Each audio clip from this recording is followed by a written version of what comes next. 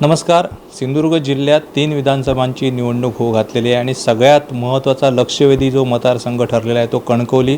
आपण याच कणकवली विधानसभा मतदारसंघात आत्ता जिथे बसलो आहे ते कणकवलीचं हार्ट अर्थात कणकवली शहर आणि कणकवली शहराचे माजी नगराध्यक्ष समीर नलावडे माझ्या समवेत आहेत. आपण त्याच्याशी थेट संवाद साधणार आहोत. नेमकं नितेशजींच्या खांद्याला खांद्या लावून त्यांची प्रचाराची धुरा त्यांनी हाती घेतलेली आहे आणि काहीही झालं तरी नितेशजींचं जे लीड आहे, विजय हा त्यांच्यासाठी महत्त्वाचा तर आहेच, पण या विजयापलीकडे जाऊन त्यांना लीड किती द्यायचं हे सगळ्यात मोठं त्यांचं टास्क आहे. त्यांच्याचकडनं आपण ऐकून घेऊया आणि सुरुवात करूया या मुलाखतीला. समीरजी, मनापासून आपल्या या मुलाखतीमध्ये स्वागत. जो मी ज्या पद्धतीने सुरुवात केली की नितेशजींचा विजय तर तुम्ही ठामपणे प्रत्येक मुलाखतीमध्ये प्रत्येक वाहिनीवर प्रसारमाध्यमांकडे बोलत असताना हे तुम्ही बोलताय, पण सगळ्यात महत्त्वाचा जो टास्क आहे तो लीड, आणि हे सगळं लीड करत असताना कणकवली शहराचा विकास हा केंद्रबिंदू मानून नितेशजींच्या नेतृत्वाखाली आपण जो काही गेल्या काही वर्षांमध्ये नगराध्यक्ष पदावरून विकास केलेला आहे तो सगळा विकास या संपूर्ण लीडला पोषक कशा पद्धतीने ठरणार आहे आणि काय सांगाल नितेशजींच्या या संपूर्ण कार्यतत्पर कारकिर्दीबाबत? सर्वप्रथम म्हणजे प्रत्येक चॅनलच्या माध्यमातूनच आम्ही ऐकतो की लक्षवेधी किंवा तटीची असं काही नाही आहे. म्हणजे चॅनलच्या माध्यमातून दाखवलं जातं. अतिशय सुज्ञ मतदार या कणकवली देवगड वैभववाडीचे आहेत आणि मतदारांनीच ठरवलेलं आहे की आपला लोकप्रिय आमदार नितेश राणे आहे आणि धरून विकास कोण करतोय तर नितेश राणे करत आहेत. तर त्यांना केंद्रबिंदू धरून हा मतदानाचा विषय आहे. तर 2008पासूनची मी तुम्हाला माहिती सांगतो की 2008पासूनच नितेश साहेबांनी इथे पूर्ण लक्ष घातला आणि 2008पासून आमदार साहेबांनी लक्ष घालून इथे 24 तास 24 गुणिले 7 म्हणजे 24 तास जनतेच्या सेवेसाठी असतात. काल परवा तिकीट मिळालं आणि म्हणून उभे आहेत मग म्हणून फिरतायत मतदारसंघात, तर असं आमच्या आमदार साहेबांचं नाही आहे. तर काय जनतेला सांगण्याचीच गरज नाही की विकास इतका केला आहे की देवगड वैभववाडी आणि कणकवली कायापालट झालेलं आहे. पूर्वीची तुम्ही 2008 पूर्वीचं सगळं आठवा की काय होतं आणि आमदार साहेब नितेश राणे आमदार साहेब आल्यानंतर हा विधानसभा मतदारसंघामध्ये काय विकासात्मक कामं झाली. कणकवली शहराचं तुम्हाला सांगतो कायापालट झालेलं आहे. आमदार साहेबांच्या हातात सत्ता दिल्यानंतर आमदार साहेबांनी दाखवलेलं आहे की सत्ता चालवायची नसते तर ती पळवायची असते. म्हणजे अशा पद्धतीने आमदार साहेबांचं व्हिजन आहे. तर अतिशय आमदार साहेबांनी मोठं काम केलेलं आहे ह्या विधानसभा मतदारसंघामध्ये आणि त्याचीच पोचपावती म्हणून आज तुम्हाला सांगतो की 6ही विधानसभा म्हणजे रत्नागिरी जिल्ह्यातल्या 3, सिंधुदुर्ग जिल्ह्यातल्या 3 या 6ही विधानसभेमध्ये सगळ्यात टॉपचं मताधिक्य हे आमदार नितेश राणे साहेबांना असेल. नक्कीच त्या नेमक्या मताधिक्याकडे मी येईनच, पण सगळ्यात महत्त्वाचं त्याही पलीकडे जाऊन कणकवली ही हार्ट सिटी आणि कणकवली हे खऱ्या अर्थाने माहेरघर नितेशजींचं, आणि त्या कणकवलीला तुम्ही तुमच्याकडे नगराध्यक्षपदाची जबाबदारी दिल्यानंतर जी काही एक वेगळी ओळख दिलेली आहे, इथली संस्कृती असू दे त्याच्यासाठी वेगवेगळे उपक्रम, त्याच्यानंतर इथलं एज्युकेशनदृष्ट्या निर्माण केलेली साधनसुविधा आणि बारमाही धबधबा ह्या अनेक गोष्टी विकासात्मक आहेत आणि तुम्ही सातत्याने त्यावर भरभरून बोलत असतात. काय सांगाल या सगळ्या डेव्हलपमेंटबाबत? 2018मध्ये कणकवली शहराच्या सुज्ञ नागरिकांनी सन्माननीय आपले लोकप्रिय खासदार राणेसाहेब आणि आमदार नितेशजी राणेसाहेब यांच्यावर विश्वास ठेवून माझ्यासारख्या सर्वसामान्य कार्यकर्त्याला नगराध्यक्षमधून निवडून दिलं आणि माझ्यासारखे 13 नगरसेवक निवडून दिले या नगरपालिकेवर. आणि आमच्याकडे कसं आहे की आम्हाला राणेसाहेबांना म्हणजे आम्ही परीक्षेला बसल्यासारखं असतं की आम्हाला राणेसाहेबांना दाखवावं लागतं की आम्ही काय काम केलं. म्हणजे बाकीच्या पक्षात ते तसं चालत नाही. तर आम्ही 18पासून ते या 6 वर्ष झाली आता 2024पर्यंत नगरपालिकेला 6 वर्षातलं सर्वात जर महत्त्वाचं काम होतं तर स्पोर्ट्स कॉम्प्लेक्स, जे पुन्हा मुंबईच्या धर्तीवर स्पोर्ट्स कॉम्प्लेक्स आपण उभं केलं. त्या स्पोर्ट्स कॉम्प्लेक्समध्ये 2 बॅडमिंटन कोर्ट आहेत, कबड्डीचं कोर्ट आहे आणि 350 माणसं बसतील असं बैठक व्यवस्था केलेली आहे. म्हणजे हे स्पोर्ट्स कॉम्प्लेक्स उभं केलं. आत्ताच ह्या निवडणुकीच्या आधी नितेश साहेबांनी तिथेच स्विमिंग पूल होणार आहे. स्विमिंग पूल कसलं तर स्विमिंग पूल राज्यस्तरीय स्पर्धा होईल असं स्विमिंग पूल आहे आणि ते स्विमिंग पूल 100 मीटरचं आहे. म्हणजे 25 मीटर 25 असे 100 म्हणजे तिथे राज्यस्तरीय स्पर्धा होतात. तर या स्विमिंग पूलसाठी आमदार साहेबांनी आपली ताकद लावून 4 कोटीचा निधी नगरपालिकेकडे जमासुद्धा झालेला आहे. त्याचं टेंडर आता या आचारसंहितेमुळे राहिले. म्हणजे ते स्विमिंग पूल आपल्या कणकवली शहरासाठी होणार आहे. कणकवली जाणवली 2 गावं जोडण्याचं काम म्हणजे जो ब्रिज आहे कणकवली आणि जाणवलीचा, तो अनेकांनी प्रयत्न केले. सगळे राजकीय लोक त्याच्यात दमले. 20 वर्ष नुसते जीव काढत होते. पण आमदार साहेबांचं विजन, आमदार साहेबांनी पालकमंत्री साहेबांना बोलून दाखवलं, राणे साहेबांनी ताकद लावली आणि त्यांच्यामुळे कणकवली आणि जाणवलीचा ब्रिज हा ब्रिज तयार झाला.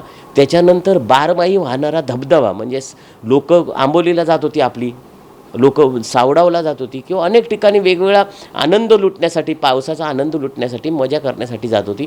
मग तिथे आम्ही आमदार साहेबांना बोलून दाखवलं. आमदार साहेबांनी लगेच आमदार साहेबांनी सांगितलं की मी त्याच्यासाठी निधी देतो. आमदार साहेब स्वतः मंत्रालयात बसले आणि 2.5 कोटीचा निधी या धबधब्यासाठी दिला.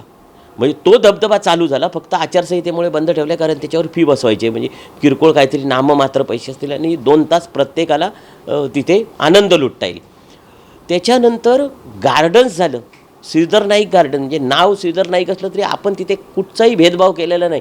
आमदार साहेबांनी सांगितलं मी या हे गार्डन हायवेत गेलं आहे, जेवढं शिल्लक राहिले त्याच्यासाठी निधी आणतो. त्याच्यासाठी आमदार साहेबांनी उदय सामंतांशी बोलले आणि तिथे आपण गार्डन केलं. काल परवाचं रेल्वे स्टेशनचं सुशोभीकरण, रेल्वे स्टेशन म्हणजे एअरपोर्टला आल्यासारखं. सन्माननीय आपले पालकमंत्री साहेब रवींद्र चव्हाण साहेबांबरोबर नितेश साहेबांची बैठक झाली, राणे साहेबांची बैठक झाली आणि त्याच्यातून ते कणकवलीच नको तर सिंधुदुर्ग जिल्ह्यातली सगळीच रेल्वे स्टेशन विमानतळ एअरपोर्टसारखी करूया अशा पद्धतीची रेल्वे स्टेशन झाली. त्याच्यानंतर आजची कणकवलीची भौगोलिक परिस्थिती, आजचं कणकवलीचं पॉप्युलेशन आणि 25 वर्षानंतर कणकवलीचं पॉप्युलेशन लक्षात घेतल्यानंतर आमदार साहेबांनी आमच्या सर्व टीमला नगरपालिकेमध्ये बसवलं आणि कणकवलीचं भविष्यातलं पॉप्युलेशन 25 वर्षानंतर काय असेल, मग आपल्याला रस्ते निर्माण करून दिले पाहिजे. आणि म्हणून हे रस्त्याचं जाळं आपण रस्ते रिंग रोड तयार करतोय. जवळजवळ 50% रिंग रोड तयार केलेत, 50% केले तरी लोक खुश झालेली आहेत. 100% काम झाल्यासारखं वाटतं. मी जनतेला सांगतो, हे फक्त 50%च आपण रिंग रोड केले, अजून 50% रिंग रोड करायचे आहेत.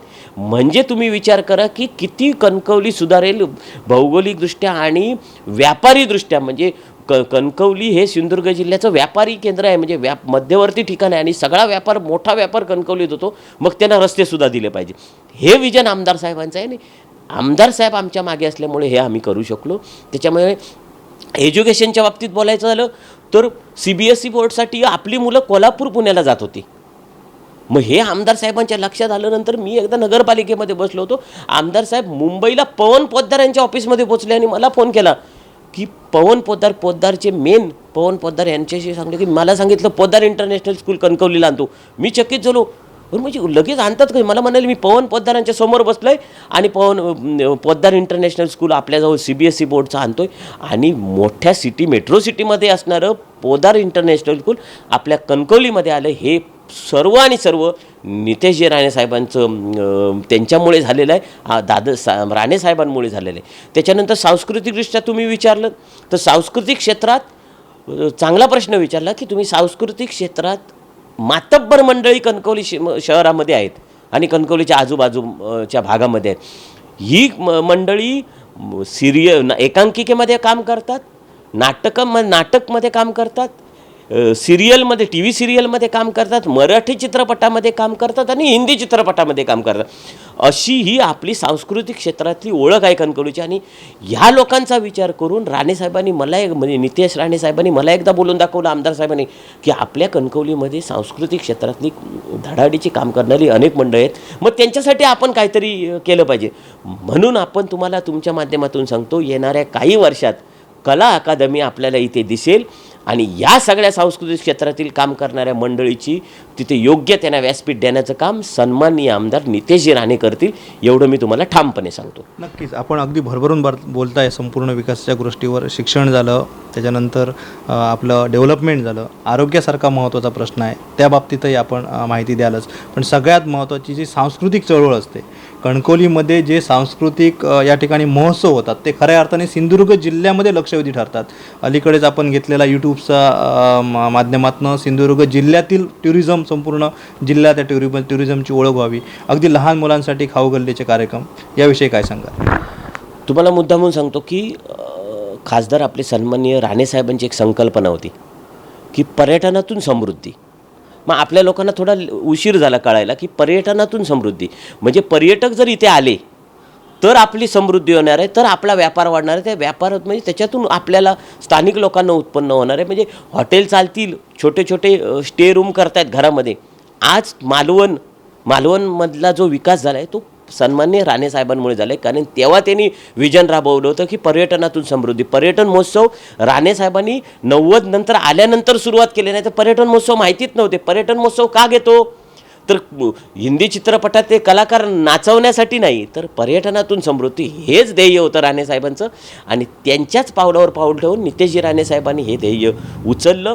आणि मला सांगितलं तेव्हा 2008मध्ये सांगतो तुम्हाला गोष्ट, मला सांगितलं की समीर आपण इथे पर्यटन महोत्सव घेतले पाहिजे जेणेकरून आपल्या लोकांना स्वतःची खाद्य संस्कृती जपता आली पाहिजे. आणि पर्यटन महोत्सवामध्ये आपण बाहेरचे स्टॉल आणायचे नाही, तर आपले लोकांना स्टॉल द्यायचे आणि त्यांनी आपली खाद्य संस्कृती म्हणजे आपली खाद्य संस्कृती अनेक पदार्थ आहेत, तर तसलेच पदार्थाचे स्टॉल आपण त्यांना देतो आणि त्या स्टॉलच्या माध्यमातून त्यांना उत्पन्न मिळतं. आणि हे पर्यटन महोत्सव घेत असताना मोठ्या साहेबांची एक संकल्पना होती की आपण कलाकार का आणले पाहिजेत. तर कणकवलीसारख्या आपल्या खालच्या भागात राहणारी लोक की मोठे मोठे कलाकार आपल्याला टी व्ही सिरियलमध्ये, टी व्हीमध्ये, पिक्चरमध्ये आणि मूव्हीमध्ये बघायला मिळतात. तर त्या कलाकारांना आपल्या लोकांनीसुद्धा जवळून बघायला पाहिजे.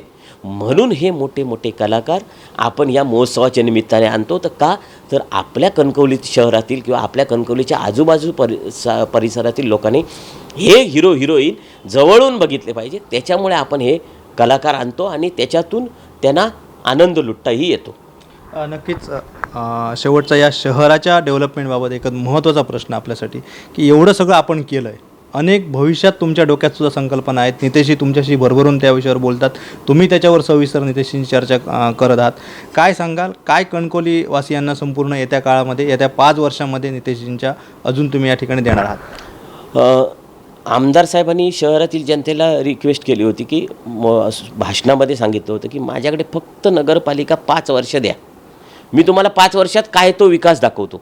मी तुम्हाला सांगण्याची गरज नाही, 5 वर्षात जो आम्ही केलेली विकासात्मक कामं कणकवली शहरातील जनतेला माहिती आहे. 5 वर्षात जर आम्ही एवढी डेव्हलपमेंट केली तर आता आम्हाला जनतेला सांगायचीच गरज नाही. जनताच आम्हाला सांगणार की नितेश साहेबांवर विश्वास ठेवून पुन्हा एकदा कणकवलीची नगरपालिका आपल्याकडे देणार आहे. त्याच्या काळ्या दगडावरची पांढरी रेष आहे. नितेश साहेबांवरचा विश्वास ह्या कणकवली शहरातील जनतेला वाढलेला आहे. कारण एकमेव असा देऊ शब्द तो पूर्ण करू, हे आम्ही व्हिजन घेऊन चाललो आहे. देऊ शब्द तो पूर्ण करू. आणि याच धर्तीवर नितेश साहेबांनी कणकवलीचं डेव्हलपमेंट केलेलं आहे. अजून अनेक प्रोजेक्ट आहेत, ती आज मी या विधानसभेच्या निवडणुकीच्या अनुषंगाने बोलणार नाही. ती नगरपालिका आता आमची फेब्रुवारीमध्ये लागेल, तेव्हा तुम्हाला सांगेन काय प्रोजेक्ट व्हायचे आहेत आणि या 2 महिन्यामध्ये काय होणार आहेत. तर कणकवली शहरातील जनतेला आव्हान करतो की भूल थापांना बळी पडू नका. 1-2 महिन्यामध्ये कोणतरी उमेदवार आला, उभा राहिला, मतं मागतील तर त्यांचा विषय आहे. कारण तो उमेदवार आहे, संविधानाने त्याला अधिकार दिलेला आहे, प्रत्येकाला अधिकार दिला आहे, उभे राहतील. पण आपण जागरूक जनता असलो पाहिजे की मत कोणाला द्यायचं, विकासाला मत द्यायचं आहे. नितेश राणेसाहेबांना मत द्यायचं. ह्या कणकवलीचा, या तालुक्याचा, या सिंधुदुर्ग जिल्ह्याचा विकास कोणी केला तर आमदार नितेशजी राणेसाहेब आहे. आणि आमचं व्हिजन असंच आहे की आपले लोकप्रिय आमदार यांना टॉप 10मध्ये बसवायचं आहे. त्याच्यामुळे आमदारांचं मताधिक्य टॉप 10मध्ये म्हणजे पहिल्या महाराष्ट्र राज्यातले 10 आमदार असतील जे टॉप लीडने आले, त्याच्यामध्ये आपल्याला नितेश साहेबांना बसवायचं आहे. मी तुम्हाला सांगतो, नितेश साहेब आज घरी बसले 8 दिवस तरी ते निवडून येणार आहेत. पण आपण का प्रयत्न करतो तर आपल्याला टॉप 10मध्ये बसवायचं आहे. आमदार साहेब त्या टॉप 10मध्ये आले पाहिजेत, ही आमच्यासारख्या सर्वसामान्य कार्यकर्त्यांची भावना आहे. म्हणून आम्ही फिरतो. नितेश साहेब बघा, 2019ची पहिली निवडणूक, नंतर 23-24ची आताची आहे निवडणूक, म्हणजे तेव्हापासून नितेश साहेब कार्यरत आहेत जनतेमध्ये, घरात बसून राहिले नाहीत. अगदी तुम्ही हे सांगताय. असं सगळं असताना सुद्धा विरोधक टीका करतात ती घराणेशाही. खरं तर नितेश राणे हे लोकांमधून लोकनियुक्त 2 वेळेचे आमदार आहेत. त्यांनी काम केलं म्हणूनच 2 वेळा संधी दिली. आणि आज या मतदारसंघामध्ये कणकवली विधानसभा मतदारसंघ, कारण तुम्ही फक्त शहरापुरते मर्यादित नाहीत, शहरामध्ये नगराध्यक्ष म्हणून काम केलं, शहरातला सगळा डेव्हलपमेंट, ह्या सगळ्या गोष्टी आहेत. पण एकूणच विधानसभा मतदारसंघात सुद्धा नितेशजींबरोबर तुमचा दौरा असतो आणि ही सगळी डेव्हलपमेंट. असं असतानाही विरोधक केवळ टीका करतायत अशा पद्धतीने. यावर आपण काय सांगाल? खरोखर ह्या घराणेशाहीबद्दल जे विरोधक करतायत ती टीका कशा पद्धतीने त्या टीकेकडे पाहाल? एका ठिकाणी तुम्ही विकासाचा अजेंडा ठेवताय, 24 हॉर्स पूर्णपणे नितेशजी जनसेवेसाठी त्या ठिकाणी असतात. हे सगळं जे त्यांचं कार्य आहे ते कशा पद्धतीने सुरू आहे? मला आधी हे घराणेशाही वगैरे काय हे बोलतायत विरोधक, हे मतं मिळवण्यासाठी बोलतायत. आता घराणेशाही माझ्याकडे हिस्ट्री आहे सगळ्यांची. आता उद्धवसाहेब ठाकरे हे मुख्यमंत्री होते, त्यांचा मुलगा कॅबिनेट मंत्री होता, मग ह्याला घराणेशाही म्हणायचीच ना. त्याच्यानंतर शरद पवार साहेब हे खासदार, त्यांची मुलगी खासदार सुप्रिया सुळे, त्यांचा पुतेने आमदार, मग हे घराणेशाही नाही का? त्याच्यानंतर वैभव नाईक आमदार, त्यांची मिसेस नगरसेविका कणकवली नगरपंचायतची, त्यांचा भाऊ आता नगरसेवक. त्याच्यानंतर आता काल त्याला तिकीट मिळालं नाही म्हणून तो उभा राहिला नाही, म्हणजे ही घराणेशाही नाही का? म्हणजे घराणेशाहीचा अर्थ कोणासाठी लावताय तुम्ही? तर हे राजकारणात सरळ चालतं. मी तुम्हाला सांगतो, तिकीट कोणाला दिलं जातं? परीक्षेमध्ये, स्कॉलरशिपच्या परीक्षेमध्ये कोणाला बसवलं जातं? हुशार विद्यार्थ्यालाच बसवलं जातं, जेणेकरून त्याला मार्क पडले पाहिजे. स्कॉलरशिप म्हणजे हुशार विद्यार्थी पाहिजे. मग अशानाच तिकीटं दिली जातात ना. जो काम करेल, कोण नको त्याला दिलं तर तो कामच करणारा नसेल तर जनतेची सुखदुःख कसे समजतील? आमदार साहेब हे सुखदुःखातले आमदार आहेत. आता हे आरोप करतायत घराणेशाही, मला पटत नाही. आता मी तुम्हाला सांगितलं, या सगळ्यांची हिस्ट्री, सगळ्यांची मुलांना मंत्रिपदं मिळाली आहेत. ते मंत्री असताना ह्यांना मंत्रिपद, पवार साहेबांची फॅमिली बघा, ठाकरे साहेबांची फॅमिली बघा, वैभव नाईकांची फॅमिली बघा. त्याच्यानंतर हे पारकर इथले उमेदवार आहेत, पारकर, ते स्वतः सरपंच नगराध्यक्ष होते, त्यांचा भाऊ नगरसेवक, त्यांची मिसेस नगरसेविका होती. मग ही घराणेशाही नाही का? इथला सिंधुदुर्ग जिल्ह्यातला एक पॅटर्नच आहे की विरोधी जो उभा राहतो उमेदवार, तो काय करतो तर राणे फॅमिलीला टार्गेट करतो. लक्षात ठेवा, राणे फॅमिलीलाच टार्गेट करून मतं मिळवता येत नाही. आपल्याकडे व्हिजन पाहिजे, आपण लोकांच्या सुखदुःखात पाहिजे. राणे साहेबांवर टीका केली म्हणजे लोक मतं देतील असं नाही. मी मागच्या वेळी पण सांगितलं, राणे हे ह्या मातीच्या लोकांशी जुळलेली माणसं आहेत. राणे फॅमिली, राणे, तुम्ही मला सांगा, राणे साहेब आल्यानंतरचा विकास बघा आणि आता पूर्वीचा बघा आणि आताचा बघा. त्याच्यामुळे घराणेशाही वगैरे मला काय वाटत नाही. म्हणून तुम्हाला सांगितलं, हुशार विद्यार्थ्यालाच परीक्षेला बसवलं जातं, कोणालाही बसवलं जात नाही. त्याच्यामुळे योग्य माणसाला दिलं जातं. आणि आम्ही कार्यकर्ते पण खुश आहोत की चांगला व्यक्ती आपल्याला आमदार म्हणून मिळाला. नाही तर बरेच असे आमदार असतात की घरात बसून असतात आणि निवडणुका आल्या की येतात. आता हे उमेदवारच बघा ना, 2 महिन्यात उमेदवार तयार, जो कधी सुखदुःखात गेलाच नाही. अशा पद्धतीचे घराणेशाही हा विषय फक्त बोलायला असतो आणि राणे साहेबांना टार्गेट करण्यासाठी हा विषय, बाकी काही नाही त्याच्यात. नक्कीच ज्या पद्धतीने आपण संपूर्ण निवडणुकीचा माहोल बघितला, नितेशजींनी ज्या दिवशी फॉर्म भरला तेव्हापासून ते आजपर्यंत त्यांच्या प्रतिस्पर्धी उमेदवारावर त्यांनी कधीही टीका टिप्पणी केली नाही. ते आमचे मित्रच आहेत. अशा पद्धतीने नितेशजींचा संपूर्ण हा प्रचाराचा एक मुद्दा आहे. आणि तुम्हीसुद्धा आता एवढ्या मुलाखतीमध्ये प्रतिस्पर्धी उमेदवाराबाबत काहीच बोललेला नाहीत. काय नेमकं सगळं याच्या मागचं गणित आहे? कारण प्रतिस्पर्धी उमेदवार आहेत ते सुद्धा तुमच्यासारखे इथल्या या शहराचे नगराध्यक्ष राहिलेले आहेत. कॅल्क्युलेशन करतायत, आपणच विजय त्या ठिकाणी मिळवणार अशा प्रकारचं गणित मांडतायत. आणि आपण या ठिकाणी विजयाची चिंता नाही, मात्र टॉप 10मध्ये आपले आमदार असले पाहिजेत अशा प्रकारचं वक्तव्य करतात. किती मताधिक्याचं आपण गणित संपूर्ण मांडलेलं आहे? मी सांगतो, विरोधकांना काही गोष्टी समजत नाहीत की उमेदवार समोरचा असला म्हणून त्याच्यावर टीका केली म्हणून लोक मतं देत नाहीत. तर विजन बघितलं जातं. तो आमदार किंवा तो निवडून येणारा आमदार असेल तर तो काय काम करू शकतो हे बघितलं जातं. त्याचा पूर्व इतिहास बघितला जाता की आमदार आपल्या मतदारसंघामध्ये काय कामं करू शकतो.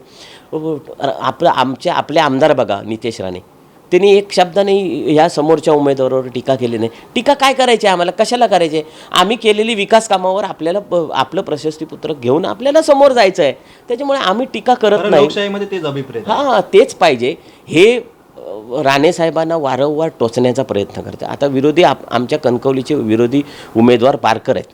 त्यांनी किती वेळा राणे साहेबांवर आरोप केले, उभा राहिल्यापासून राणे साहेबांवर आरोप केले. आमच्या त्यांना शुभेच्छा आहेत. तुम्हाला जर वाटत असेल की राणे साहेबांवर आरोप करून माझी मतं वाढतील तर तुम्हाला आमच्याकडून शुभेच्छा आहेत.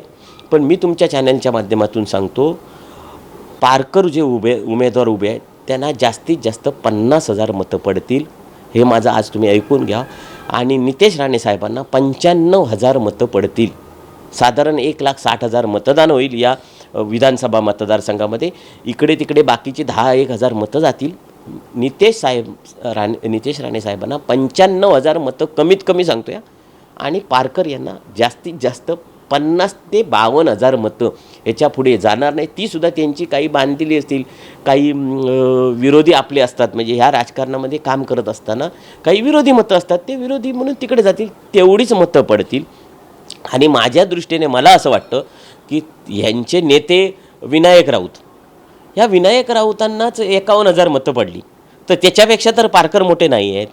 तर त्याच्यामुळे विनायक राऊतांना पडली, त्याच्यापेक्षा 1-2 हजार यांना कमी पडतील. त्याच्यामुळे मोठं मताधिक्य घेऊन नितेश राणे चांगल्या मताने निवडून येतील. नक्कीच आपण या ठिकाणी 23 तारीखला जो रिझल्ट असेल त्याबाबतच या ठिकाणी विधान केलेलं आहे.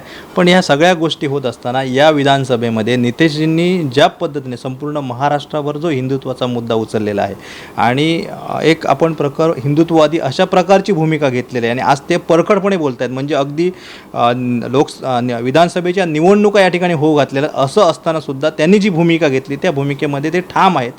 काय नेमकं हे सगळं गणित आहे, आपल्याला काय वाटतं? कारण या ठिकाणी आपण जर ही संपूर्ण निवडणूक बघितली आणि हा मतदारसंघ बघितला तर त्या ठिकाणी विरोधकांकडनं अगदी नितेशजींच्या विरोधातसुद्धा या ठिकाणी मुस्लिम समाजातील उमेदवार उभा राहिलेला आहे, आणि नितेशजींची जी भूमिका घेतली त्याला कुठेतरी त्यांनी टार्गेट केलेलं आहे. याकडे सगळ्या गोष्टींकडे कसं पाहता? आता आपण बघितलं की हिंदूंचा गब्बर म्हणून नितेश राणे साहेबांना कमी दिवसामध्येच पदवी मिळालेली आहे. एक हिंदू धर्माची संकल्पना घेऊन महाराष्ट्र राज्यामध्ये ते फिरत आहेत, म्हणजे हिंदूंना एकत्र करत आहेत. पण त्यांचा विजनच असा आहे की जे देशद्रोही आहेत, या देशात राहून देशाशी प्रामाणिक राहत नाही, त्यांच्या विरोधातला हा लढा आहे.